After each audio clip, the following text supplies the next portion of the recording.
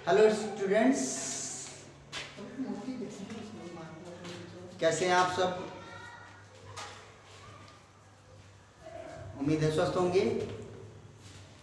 और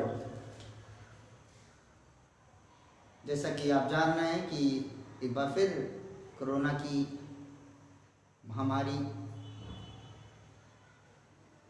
से लोग प्रभावित होने लगे हैं, इसलिए एक बार फिर हम आपके सामने क्लास लेकर उपस्थित हैं।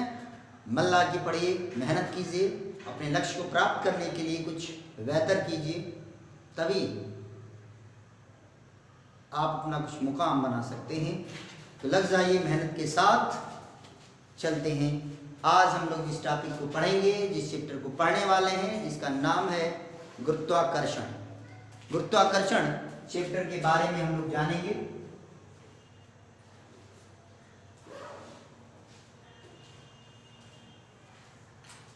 जिसे अंग्रेजी में ग्रेविटेशन कहते हैं, ग्रेविटेशन कहते हैं।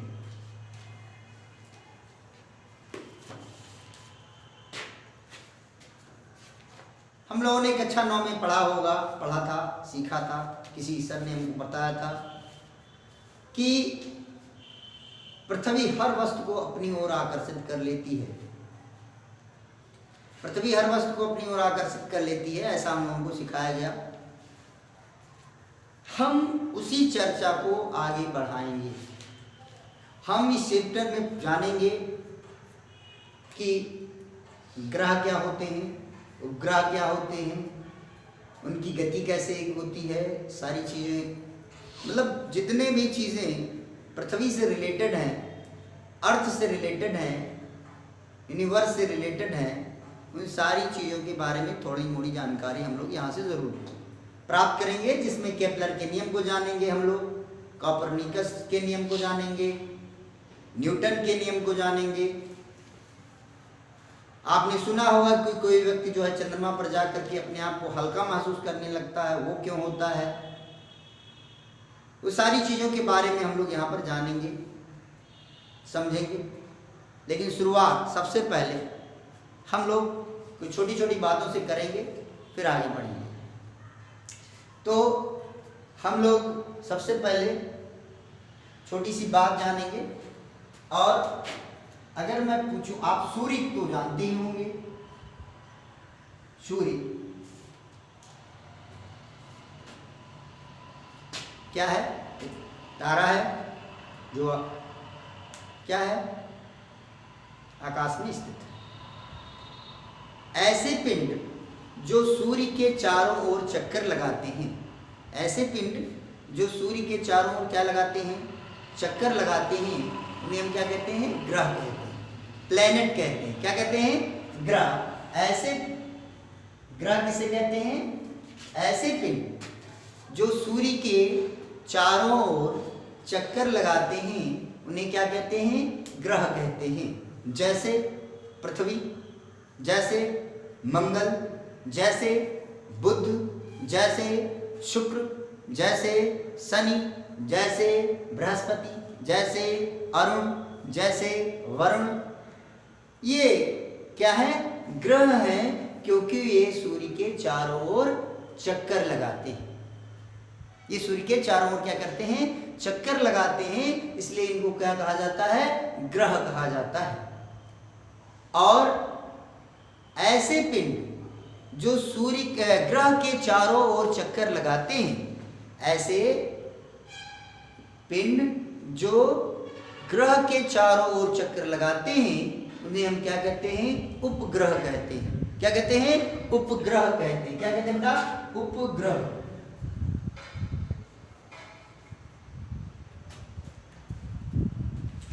जिसे अंग्रेजी में सैटेलाइट बोलते हैं। क्या बोलते हैं? सैटेलाइट।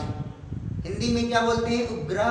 और अंग्रेजी में क्या बोलते हैं? सैटेलाइट। यानी ऐसे पिंड जो पृथ्वी जो ग्रह के चारों ओर क्या करते हैं? चक्कर लगाते हैं, उन्हें हम क्या बोलते हैं? उपग्रह बोलते हैं। तो पृथ्वी क्या है? एक ग्रह है, और पृथ्वी के चारों ओर जो चक्कर लगाता है वो चंद्रमा है, इसलिए चंद्रमा एक क्या है? उपग्रह है। यानी चंद्रमा को उपग्रह इसलिए कहा जाता है क्योंकि चंद्रमा पृथ्वी का चक्कर लगाता है और पृथ्वी एक क्या है, ग्रह है। क्लियर हुआ कि नहीं। इसी तरह से जो है हर ग्रह के उपग्रह हैं, चाहे वो बृहस्पति के ग्रह के उपग्रह हैं, किसी के ज्यादा हैं किसी के कम हैं, लेकिन हर जो है ग्रह के उपग्रह हैं, केवल 2 ग्रहों को छोड़कर हर ग्रहों के क्या है, उपग्रह हैं। क्लियर हो गया कि नहीं हो गया, बात समझ आ गई कि नहीं आ गई। चलिए अब हम लोग आगे बढ़ते हैं और चर्चा करते हैं गुरुत्वाकर्षण। गुरुत्वाकर्षण का मतलब क्या होता है, इसमें एक शब्द अगर इसको हम 2 पार्ट में बांटे तो क्या हो गया, गुरुत्व धन आकर्षण।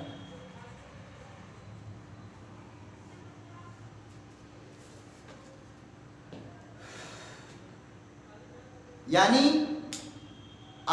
एक प्रकार का आकर्षण। इस ब्रह्मांड में जितनी भी वस्तुएं मौजूद हैं वो सभी एक दूसरे को आकर्षित करती हैं। आपका पेन कलम को, कलम पेन को, मेज कुर्सी को, कुर्सी मेज को, सब एक दूसरे को आकर्षित करते हैं। यानी इस ब्रह्मांड में, इस यूनिवर्स में जितनी भी वस्तुएं हैं सब एक दूसरे को आकर्षित करती हैं और यही क्या है, गुरुत्वाकर्षण है। तो अब आपके मन में आएगा कि सर अगर आकर्षित करती हैं तो मेज जो है, अगर मेज और कुर्सी रखा हुआ है तो कुर्सी को मेज को खींच लेना चाहिए या मेज को कुर्सी को खींच लेना चाहिए, ऐसा मन में आ रहा हो। लेकिन प्रिय बच्चों, हमने ये कहा है कि आकर्षण बल कार्य करता है, लेकिन वो आकर्षण बल कितना होगा ये भी तो निर्भर करता है किसी वस्तु को आकर्षित करने के लिए। आपने मतलब यानी वो बल लगता है लेकिन इतना कम होता है कि वो आकर्षण बल हमको महसूस नहीं होता है। अभी हमने जब आज की चर्चा शुरू की तो उसमें हमने आपको बताया कि पृथ्वी हर वस्तु को अपनी ओर आकर्षित करती है, आपने पढ़ा होगा कक्षा 9। लेकिन उसका विस्तार रूप यह है कि केवल पृथ्वी ही उस वस्तु को आकर्षित नहीं करती है बल्कि वस्तु भी पृथ्वी को आकर्षित करता है। लेकिन पृथ्वी के द्रव्यमान और वस्तु के द्रव्यमान में अंतर होने के कारण वस्तु क्या होता है, पृथ्वी की ओर चला आता है, जबकि पृथ्वी वस्तु की ओर नहीं जाती है। क्लियर हुआ कि नहीं हुआ। तो आपको यह जानना है कि ब्रह्मांड में स्थित जितने भी वस्तु हैं वो सब एक दूसरे को आकर्षित करते हैं। फर्क केवल इतना है कि वो आकर्षण बल कितना होगा, इस पर हम लोग अभी चर्चा करने वाले हैं। लेकिन ये हम लोग जान चुके हैं कि हर वस्तु एक दूसरे को क्या करता है, आकर्षित करता है, और इसीलिए और उस आकर्षण को हमने क्या कहा, गुरुत्वाकर्षण। क्लियर हो गया कि नहीं हो गया, बात समझ आ गई नहीं आ गई। तो जो बात हमने कक्षा 9 में सीखी थी कि पृथ्वी अब केवल वस्तु को अपने वस्तु जो है प्रत्येक वस्तु को अपनी ओर आकर्षित करती है, उससे अब हम आगे बढ़ चुके हैं। अब हमको जानना है कि ब्रह्मांड में जितनी भी वस्तुएं हैं सब एक दूसरे को आकर्षित करती हैं। ये बात क्लियर हो कि नहीं, समझ में आया कि नहीं। अब वो बल कितना होगा उसके लिए Newton, sir Isaac Newton the great scientist, महान वैज्ञानिक ने एक नियम दिया जिसे न्यूटन का सार्वत्रिक गुरुत्वाकर्षण नियम कहते हैं। क्या कहते हैं, न्यूटन का सार्वत्रिक गुरुत्वाकर्षण नियम।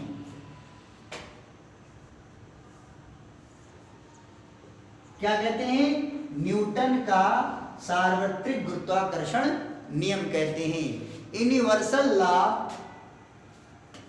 किसका, ग्रेविटेशन का, Newton's universal law of gravitation, Newton's universal law of gravitation या न्यूटन का सार्वत्रिक गुरुत्वाकर्षण नियम। और उस नियम के आधार पर हम सीखेंगे, हम जानेंगे कि किन्हीं दो वस्तुओं के बीच लगने वाला बल कितना होगा और कोई वस्तु किसी वस्तु को क्यों नहीं आकर्षित कर पाती है। चलिए, तो उन्होंने कहा कि मान लीजिए कि अगर दो पिंड है, एक पिंड क्या है, M1 है, और दूसरा पिंड क्या है, एक पिंड का द्रव्यमान क्या है, M1 है, मास, M फॉर मास। तो पहले पिंड का द्रव्यमान M1 है और दूसरे पिंड का द्रव्यमान क्या है, M2 है, और वो एक दूसरे से r दूरी पर क्या है, स्थित है। तो क्या होगा, तो वो एक दूसरे को क्या करेंगे, आकर्षित करेंगे। ध्यान दीजिए मेरे बातों का, बहुत ध्यान समझना इस बात को। और ये जो आकर्षण बल होगा, जितने बल से M1 M2 को आकर्षित करेगा, उतने ही बल से M2 M1 को भी आकर्षित करेगा। कभी कभी ऑब्जेक्टिव में क्वेश्चन बन जाता है, कंपटीशन में क्वेश्चन आ जाता है कि मान फॉर एग्जांपल यहाँ पर चर्चा कर लेते हैं, फिर आगे बढ़ते हैं कि 2 किलोग्राम द्रव्यमान का एक पिंड है और यहाँ पर 4 किलोग्राम का, 2 किलोग्राम और 4 किलोग्राम के दो पिंड हैं जो एक दूसरे से कुछ दूरी पर स्थित हैं। तो उनके द्वारा लगने वाले आकर्षण बलों का अनुपात ज्ञात कीजिए। तो अब बच्चे वहां पर सोच नहीं पाते हैं, वो जानते हैं कि ये 2 किलोग्राम का है, वो 4 किलोग्राम है, तो उसी अनुपात में बल भी लगाएगा और 2:4 यानी 1:2 लिख करके चले आते हैं। लेकिन वो गलत है। गलत क्यों है? क्योंकि हमने अभी आपको बताया कि जितना बल पहला पिंड दूसरे पिंड पर लगाएगा, उतना ही बल दूसरा पहले पिंड पर लगाएगा। क्लियर हो गया कि नहीं हो गया? बात समझ आई कि नहीं आई? यानी अगर कोई पूछता है कि एक 2 किलोग्राम का पिंड है, दूसरा 4 किलोग्राम का पिंड है, वो एक दूसरे से कुछ दूरी पर रखे हुए हैं, तो उनके बीच लगने वाला जो गुरुत्वाकर्षण बल होगा उसका अनुपात क्या होगा? तो उसका उत्तर होगा 1:1, 1:1। जब आप कक्षा 12 में पहुंचेंगे तो ऐसे ही आपको कूलाम नियम बताया जाएगा। कूलाम नियम में भी ऐसे ही चर्चा है, केवल वहां पर यहाँ पर बात द्रव्यमान की हो रही है, वहां पर बात आवेश की होगी। ये बात समझ में आ गई कि नहीं आ गई? तो चलिए अब हम लोग फिर से अपने टॉपिक पर पहुंचते हैं, जो हमने यहाँ पर न्यूटन के सार्वत्रिक गुरुत्वाकर्षण नियम की चर्चा हमने जहाँ पर शुरू की थी। क्या शुरू किया था कि जो ये दो आवेश हैं, जो ये दो द्रव्यमान हैं, दो पिंड हैं जिनके द्रव्यमान M1 और M2 हैं और इनके बीच की दूरी कितनी है? r है। तो न्यूटन ने कहा कि इनके बीच लगने वाला जो आकर्षण बल होगा, उन्होंने क्या कहा सुनिए, किन्हीं दो पिंडों के बीच, मैं लिख दे रहा हूं, किन्हीं दो पिंडों के बीच, किन्हीं दो पिंडों के बीच लगने वाला आकर्षण बल,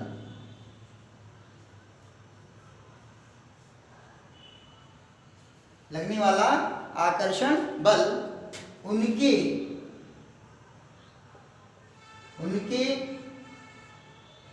द्रव्यमानों के गुणनफल के, उनके द्रव्यमानों के गुणनफल के अनुक्रमानुपाती होता है,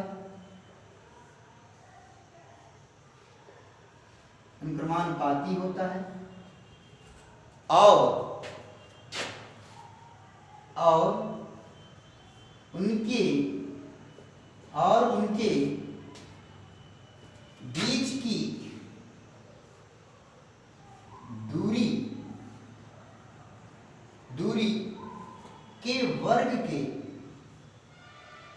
दूरी के वर्ग के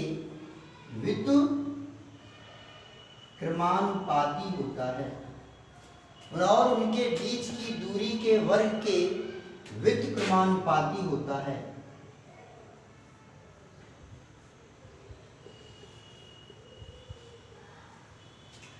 इन्हीं दो पिंडों के बीच लगने वाला आकर्षण बल उनके द्रव्यमानों के गुणनफल के अनुक्रमानुपाती होता है, अनुक्रमानुपाती मतलब समानुपाती, और उनके बीच की दूरी के वर्ग के व्युत्क्रमानुपाती होता है।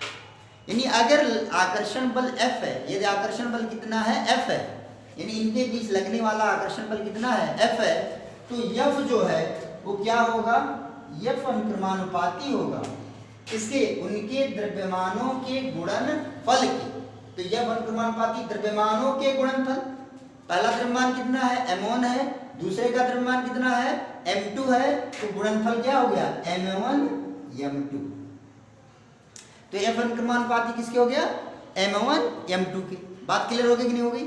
और बीच की दूरी के वर्ग, तो बीच की दूरी कितनी है r, इसके वर्ग, तो इसका वर्ग कितना हो जाएगा r स्क्वायर के व्युत्क्रमानुपाती होता है, यानी 1/r स्क्वायर अनुक्रमानुपाती। यानी F अनुक्रमानुपाती किसके हो गया, F अनुक्रमानुपाती हो गया M1 M2 के, यानी द्रव्यमानों के गुणनफल के अनुक्रमानुपाती हो गया। और F अनुक्रमानुपाती किसके हो गया 1/r स्क्वायर के।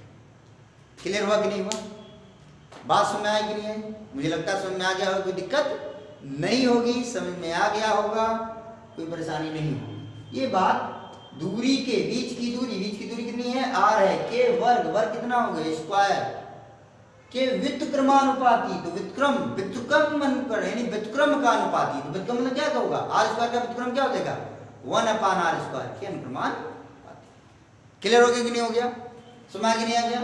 तो F अनुक्रमानुपाती M1 M2 और F अनुक्रमानुपाती 1/r square, F अनुक्रमानुपाती 1/r square या F व्युत्क्रमानुपाती r स्क्वायर, दोनों एक ही बातें हैं, इसलिए दोनों में कंफ्यूज्ड नहीं होना है। फिर से मैं बोल दे रहा हूं, F अनुक्रमानुपाती 1/r स्क्वायर बोलिए या F व्युत्क्रमानुपाती r स्क्वायर बोलिए, दोनों में कोई अंतर नहीं है। मुझे लगता है समझ में आ गया होगा, कोई दिक्कत नहीं होगी।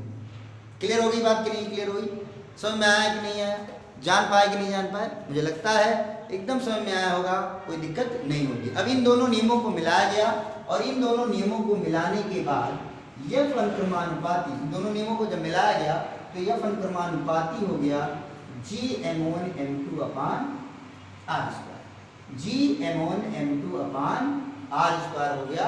F अनुक्रमानुपाती किसके हो गया Gm1 M2/r स्क्वायर। समझ में आ गया कि नहीं आ गया, कोई दिक्कत तो नहीं होगा, मुझे लगता है समझ में आ गया होगा।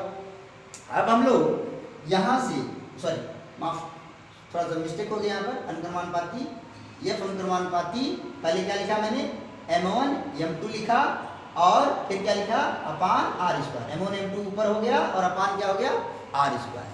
एक स्टेप आगे बढ़ गए थे थोड़ा सा। तो जब भी अनुक्रमानुपाती का चिन्ह हटाते हैं एक स्थिरांक से हम गुणा करते हैं और यहाँ पर एक स्थिरांक हमने लिया F = Gm1 M2/r स्क्वायर। तो ये एक फार्मूला है। यानी न्यूटन ने कहा कि अगर दो पिंड हैं, कौन कौन, जिनके द्रव्यमान M1 और M2 हैं, M1 और M2 हैं और उनके बीच की दूरी कितनी है r है, तो उन पर लगने वाला बल द्रव्यमानों के गुणनफल के अनुक्रमानुपाती होगा, बीच की दूरी के वर्ग के व्युत्क्रमानुपाती होगा। इन दोनों नियमों को जब मिलाया गया तो F अनुक्रमानुपाती किसके हो गया M1 M2/r स्क्वायर के हो गया। जब ये अनुक्रमानुपाती को चिन्ह हटाया गया और वहां पर एक स्थिरांक लिया गया, तो इस स्थिरांक को क्या लिया गया G, और ये हो गया F Gm1 M2/r square. Clear हो गया। जहां पर इस G को, G क्या है एक नियतांक है, शब्द सुनिएगा, कभी कभी बच्चे कंफ्यूज होते हैं। नियतांक, अगर नियतांक लिखा रहे या स्थिरांक लिखा रहे, दोनों का एक ही मतलब है, दोनों को अंग्रेजी में कांस्टेंट ही कहते हैं। क्लियर हुआ कि नहीं हुआ, बात सुनाई कि नहीं आई। तो यहाँ पर G क्या है, एक क्या है स्थिरांक है, जिसे G एक क्या है नियतांक है, G क्या है एक नियतांक है, जिसे सार्वत्रिक गुरुत्वाकर्षण नियतांक कहते हैं। क्या कहते हैं, जिसे सार्वत्रिक गुरुत्वाकर्षण नियतांक कहते हैं, जिसे सार्वत्रिक गुरुत्वाकर्षण, जिसे सार्वत्रिक गुरुत्वाकर्षण, जिसे सार्वत्रिक गुरुत्वाकर्षण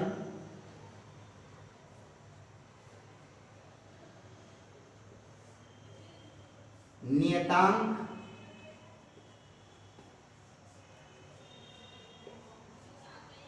कहते हैं, जिसे क्या कहते हैं, सार्वत्रिक गुरुत्वाकर्षण नियतांक कहते हैं। मुझे लगता है क्लियर हो गया होगा, कोई दिक्कत नहीं होगी। इसे सार्वत्रिक गुरुत्वाकर्षण नियतांक क्यों कहा जाता है?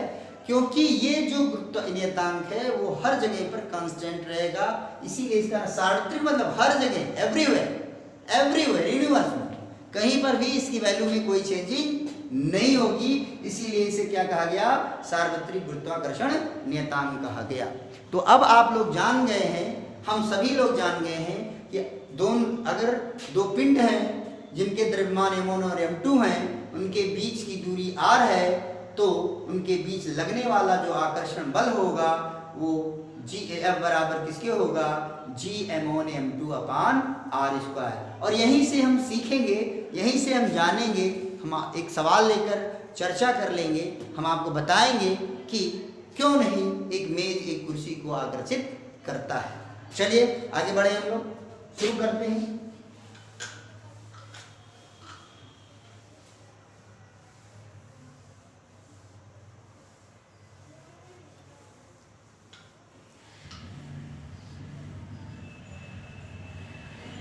अब देखते हैं, आगे बढ़ते हैं। तो G क्या है, सार्वत्रिक गुरुत्वाकर्षण नियतांक है, और G का मान होता है 6.67 इंटू 10⁻⁻11। अब ये इसकी वैल्यू हो गई। अब इसका मात्रक कैसे याद रखेंगे? चलिए हम लोग देखते हैं कि मात्रक कैसे याद रखना है इसका मात्रक हम लोग कैसे याद रखेंगे, आइए देखते हैं। देखिए यहाँ पर F बराबर किसके है, Gm1m2 अपान r स्क्वायर। मान लीजिए हमको G का मात्रक निकालना है, भूल गए हैं, हमको याद नहीं आ रहा है कि G का मात्रक क्या होगा। तो चलिए शुरू करते हैं हम लोग यहाँ से। तो F का मात्रक बराबर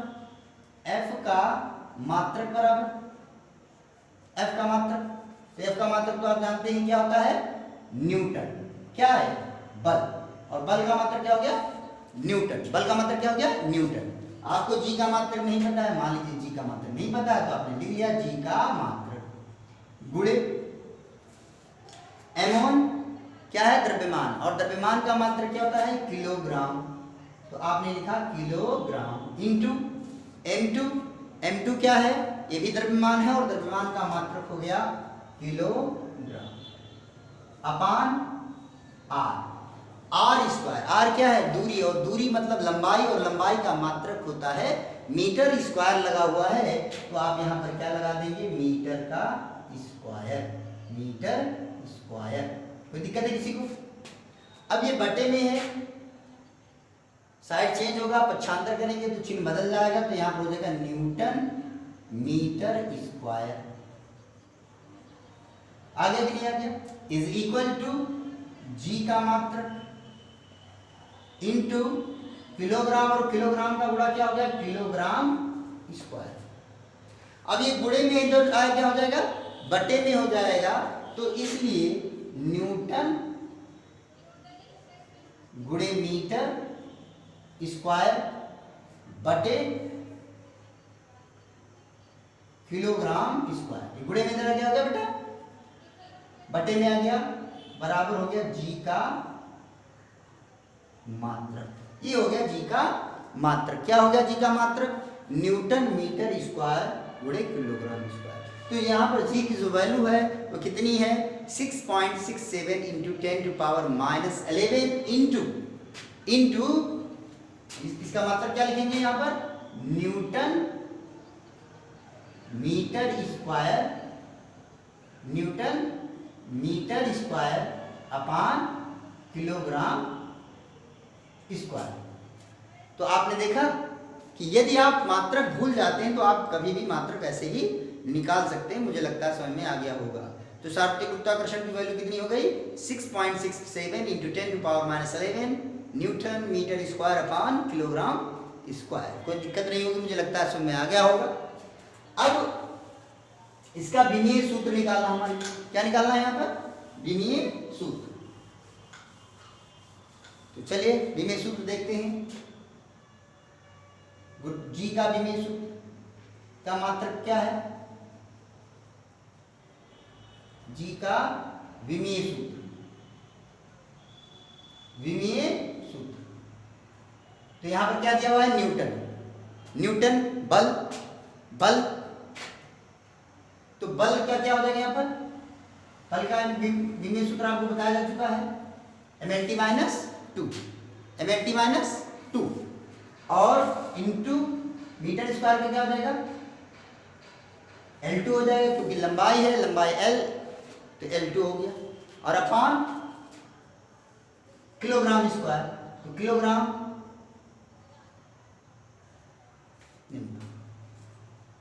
क्लियर है, क्लियर है। मास, मास का यम हो जाएगा। अब ये इसको सॉल्व करेंगे तो यहाँ पर कितना है, 1, यहाँ पर क्या है, यानी कुछ नहीं तो क्या है, 1 है, और यहाँ पर क्या है, 2 है। तो अगर यम पावर 1 और ये ऊपर जाएगा पावर तो क्या हो जाएगा, -2 हो जाएगा, पावर 1 तो क्या हो जाएगा, एक में से 2 घटाएंगे तो कितना आएगा, -1 आएगा, नहीं आएगा। तो यहाँ पर हम क्या लिखेंगे, m-1। अब यल कहाँ, यल यहाँ पर है, यहाँ पर हम क्या लिख सकते हैं, 1 लिख सकते हैं कि नहीं लिख सकते हैं। तो यल का यहाँ पर 1 है, यहाँ पर कितना है, 2 है, तो कितना हो जाएगा, L 2 और 1 और 2 को जोड़ेंगे तो कितना मिलेगा, 3। फिर क्या बचा, t-2, t-2, t और कहीं पर नहीं है, तो g का विमीय सूत्र कितना हो गया, m-1 L3t-2। क्लियर हो गया कि नहीं हो गया, बात में है कि नहीं है। इस बस आज इतना ही, क्योंकि आप जानते हैं कि बहुत से क्लास हमको लेने रहते हैं, तो जिम्मेदारियों को देखते हुए सारी क्लास को पढ़ाना है, इसलिए वीडियो थोड़ा छोटा ही रहेगा। कल हम लोग जरूर सीखेंगे, जरूर जानेंगे कि लगने वाला जो बल है, दो वस्तुओं के बीच लगने वाला बल है, कब अधिक होगा, कब कम होगा, कितना होगा, कल हम जरूर चर्चा करते हैं। तब तक पढ़ते रहिए, मन लगा के पढ़िए, स्वस्थ रहिए, अपनी चिंता कीजिए और अपने नाम को आगे बढ़ाने के लिए लगातार मेहनत कीजिए। फिर मिलते हैं, धन्यवाद।